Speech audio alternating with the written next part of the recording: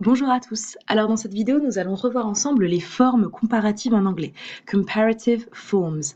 Il faut savoir avant toute chose que l'on distingue trois formes de comparatif en anglais, et en français aussi d'ailleurs.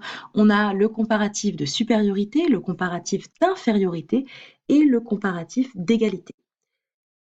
On commence tout de suite avec le comparatif de supériorité. Alors à chaque fois que je vais utiliser un comparatif, je vais devoir me baser sur l'adjectif que je vais utiliser et notamment sa longueur.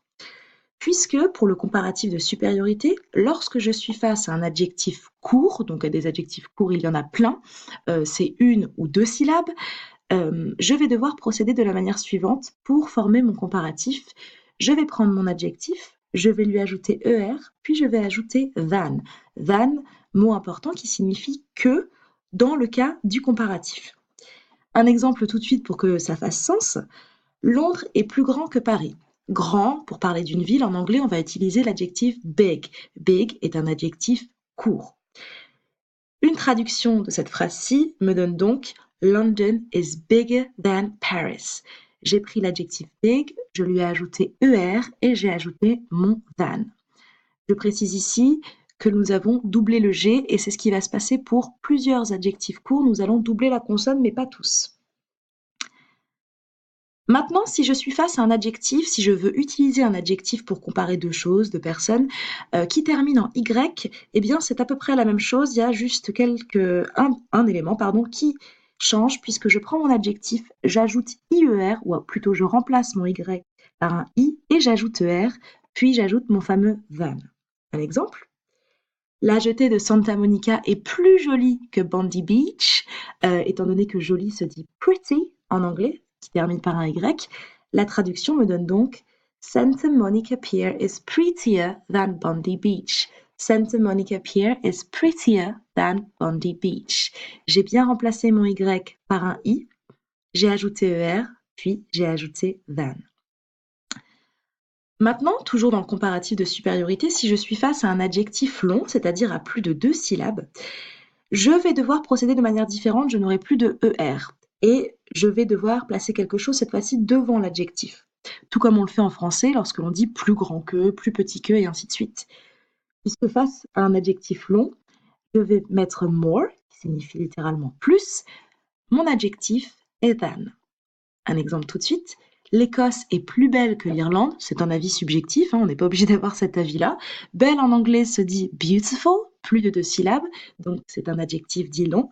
Une traduction de cette phrase me donne donc Scotland is more beautiful than Ireland. Scotland is more beautiful than Ireland. Je place mon more devant l'adjectif et mon than après toujours. Voilà pour le comparatif de supériorité. Adjectif court, adjectif long, adjectif qui se termine en Y. En ce qui concerne maintenant le comparatif d'infériorité, on est un peu plus chanceux puisque pour tous les adjectifs, on procède de la même manière, puisque nous allons mettre less devant l'adjectif, puis than après l'adjectif. Less, adjectif, than. Less qui signifie littéralement moins. Un exemple ici avec une phrase en français. New York est moins intéressant que Los Angeles. Ce sont les acronymes de New York et Los Angeles. Intéressant se dit interesting en anglais. Donc c'est un adjectif long, mais on aurait procédé de la même manière pour un adjectif court ou un adjectif en Y avec un comparatif d'infériorité. Et la traduction, ça me donne donc New York is less interesting than Los Angeles. New York is less interesting than Los Angeles. Je termine avec le comparatif d'égalité, donc pour dire que deux choses sont, pour comparer deux choses et dire qu'elles sont similaires. Même chose, moins compliqué que pour le comparatif de supériorité, puisque pour tous les adjectifs, je vais utiliser as, puis mon adjectif, puis remettre as après mon adjectif. Un exemple tout de suite. Dublin est aussi bien qu'Édimbourg. Bon, la phrase est pas top, mais c'est pas très grave. Dublin est aussi bien qu'Édimbourg. Ça me donne donc Dublin is as good as Edinburgh. Dublin is as good as Edinburgh. Deux fois as. Et voilà pour les formes comparatives en anglais. Donc on n'oublie pas supériorité, infériorité, égalité. On regarde notre adjectif, comment il est composé, quelle est sa longueur pour le comparatif de supériorité et pour le comparatif d'infériorité. On met bien le less, pardon. Et pour l'égalité, on met le as. Voilà, j'espère que ça n'est pas trop compliqué pour vous, mais ça s'apprend assez vite, je vous rassure. Bye bye.